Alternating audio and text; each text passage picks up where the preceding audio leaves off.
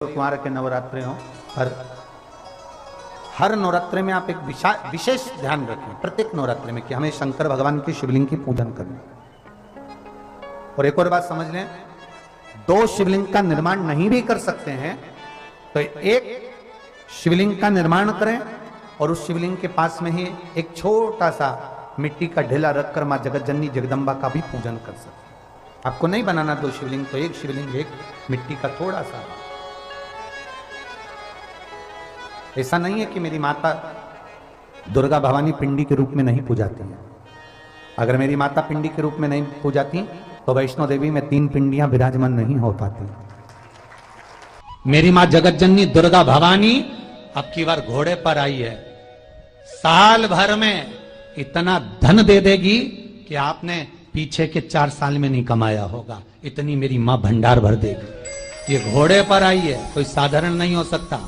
देवी भागवत में स्पष्ट किया गया, जब जगदम्बा मगर पर आती है उसका भाव अलग है, और जगदम्बा जब हाथी पर आती है उसका भाव अलग है, और जगदम्बा जब घोड़े पर आती है तो जगत को समृद्धिवान बना देती है, वैभव में कमी नहीं आती।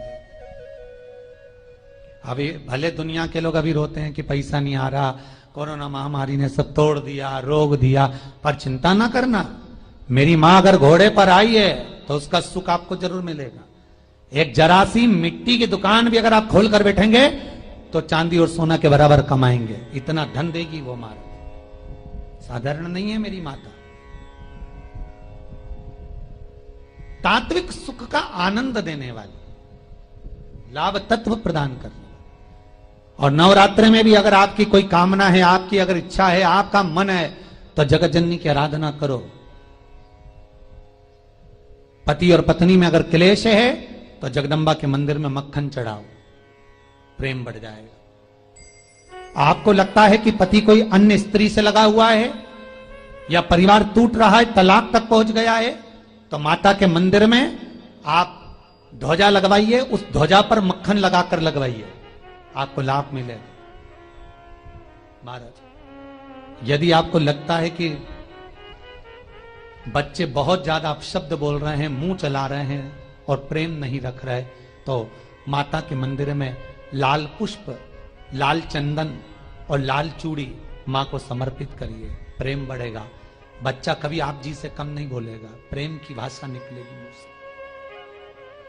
मां जगत जननी की आराधना, जगदम्बा की उपासना। नवरात्रे में 9 दिन में से कोई एक दिन ऐसा ले लो जिस दिन कन्याओं का भोजन कराओ, साथ में उनको लाल चुनरी ओढ़ाओ या कोई लाल वस्त्र, लाल पूजन की सामग्री उनको दो, सुख मिलेगा, आनंद आएगा। नवरात्रि के पहले जो अमावस्या पड़ती है, चावल की कटोरी में एक कपूर का टुकड़ा रख दीजिए मां, छोटा सा, और कपूर का टुकड़ा रखकर उस कपूर को दरवाजे के बाहर कटोरी में ही, चावल रखी हुई कटोरी में ही उसको पितरों का स्मरण कर कर जला दीजिए। और जलाने के बाद उस चावल को कहीं भी किसी भी वृक्ष की छांव में पक्षियों के लिए डाल दीजिए। शिव महापुराण की कथा कहती है, अगर मान लो पितृ आपको कष्ट दे रहे हैं, पितृ आपको तकलीफ दे रहे हैं, कोई काम नहीं होने दे रहे हैं, या कहीं आपको ऐसा लगता है कि पितरों का दोष है, तो वो पितृ दोष देवी, अब ये जो आप करेंगे ये कब कर रहे हैं? अमावस्या के दिन आप उसको रख रहे हैं।